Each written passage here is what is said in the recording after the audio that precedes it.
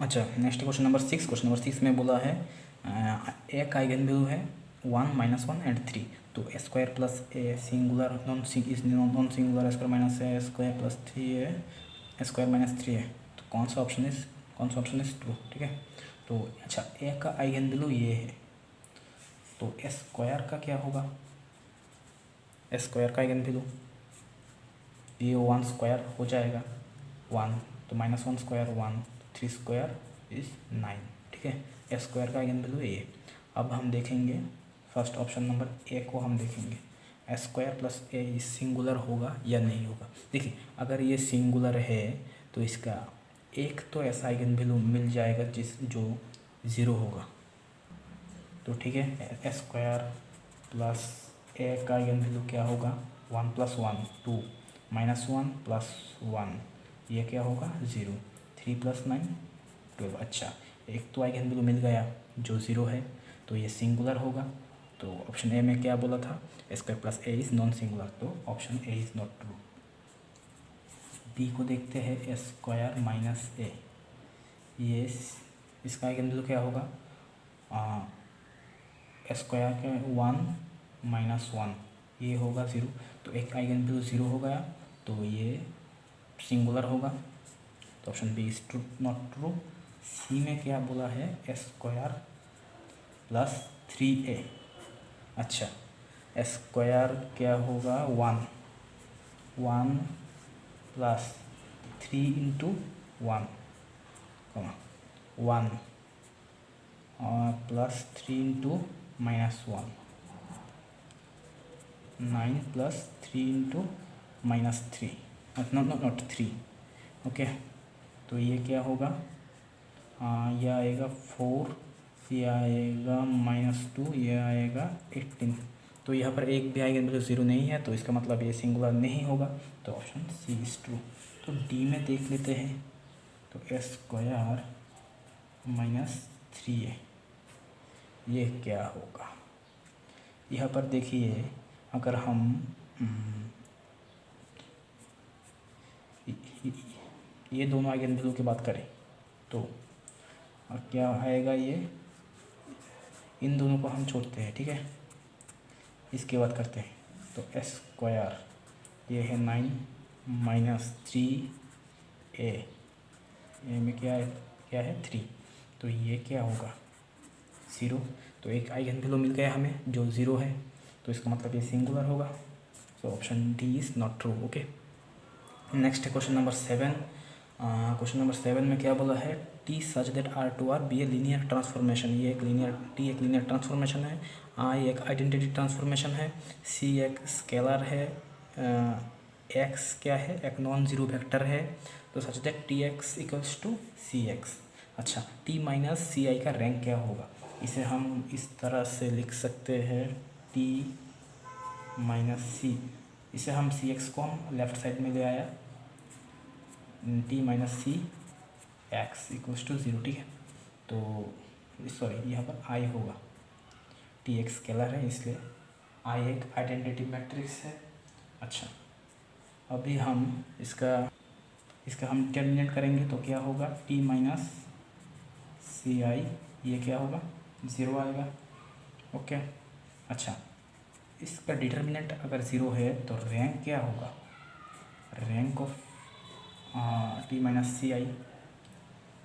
देखिए, टी जो है वो एक 3/3 मैट्रिक्स है, आई भी एक आइडेंटिटी 3/3 मैट्रिक्स है।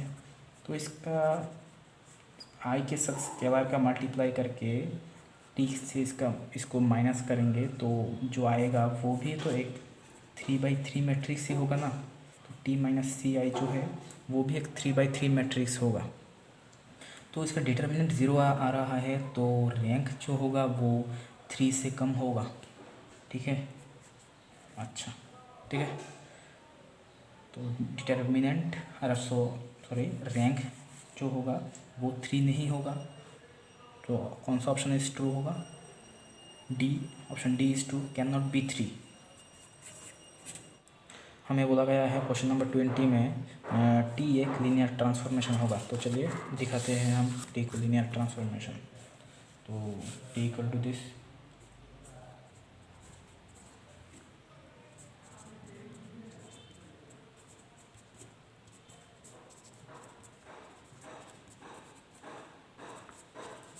Okay.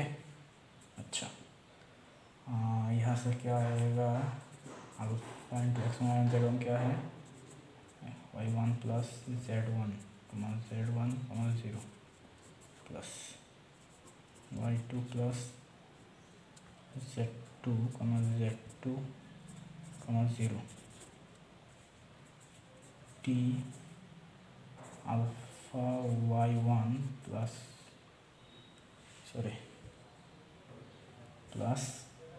Alpha Z one, okay, alpha Z one zero plus Y two plus Z two zero, okay.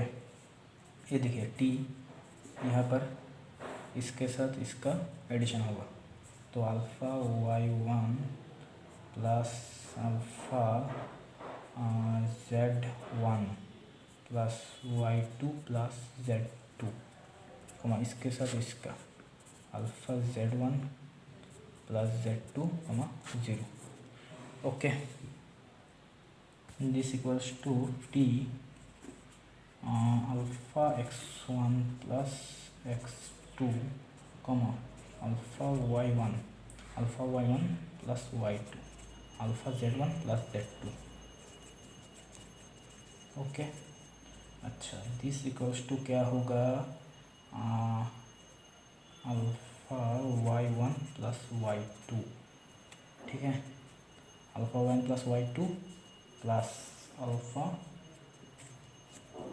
Z one plus Z two, okay. अच्छा, Z alpha Z one plus Z two zero, okay. अच्छा, अब हम यहाँ से क्या लिख सकते हैं, अल्फ़ा कॉमन लेते हैं, Y one plus Z one plus Y two plus Z two, okay, alpha Z one plus Z two zero. अच्छा देखिए, यहाँ से हम क्या लिख सकते हैं, यहाँ से हम इस तरह से लिख सकते हैं, alpha Y one plus Z one alpha Y one plus Z one alpha Z one zero plus Y two plus Z two zero, okay. लिख सकते हैं हम इस तरह से।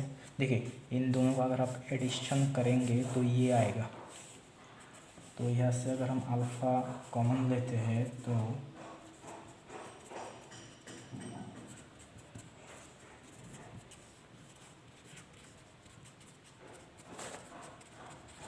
ओके, तो ये क्या है, T X one Y one Z one, ये क्या है, T X two Y two Z two. अब देखिए, T alpha X one Y one Z one plus X two Y two Z two equal to alpha into T X one Y one Z one plus T X two Y two Z two. मतलब क्या है, T एक linear transformation है, यही तो condition है linear transformation का, okay. Therefore T is linear transformation, okay. अच्छा, नेक्स्ट हमें बोला गया है टी स्क्वायर भी नॉट इक्वल्स टू ज़ीरो, भी बिलोंग्स टू R3, बी को बेसिस दिखाना है हमें R3 का, ओके। अच्छा, तो हम क्या करेंगे, टी स्क्वायर भी not equals to zero, okay. अच्छा, भी क्या है, भी equal to X Y Z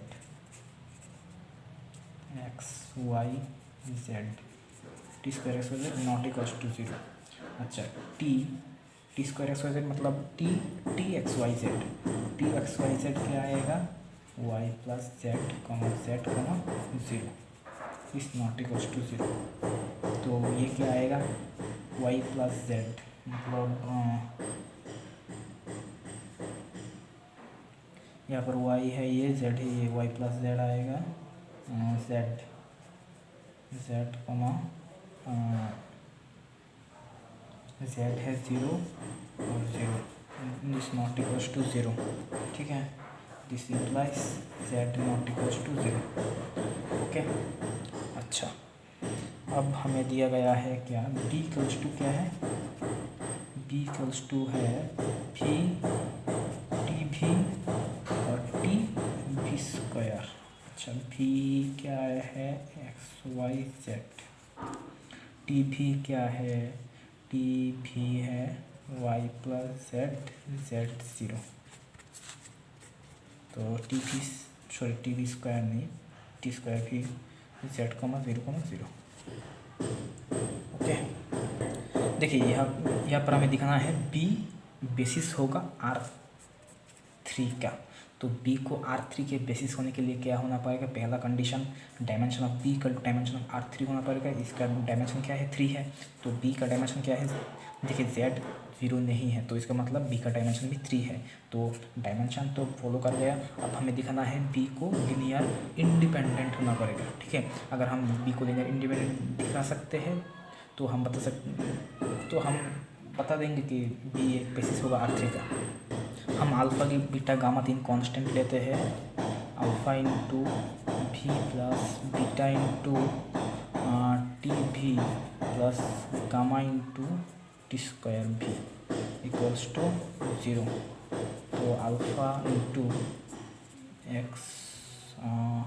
x Y Z plus beta into Y plus Z comma 0, और टी स्क्वायर भी क्या होगा, z कमा 0,0 इक्वल्स टू 0,0,0, ओके।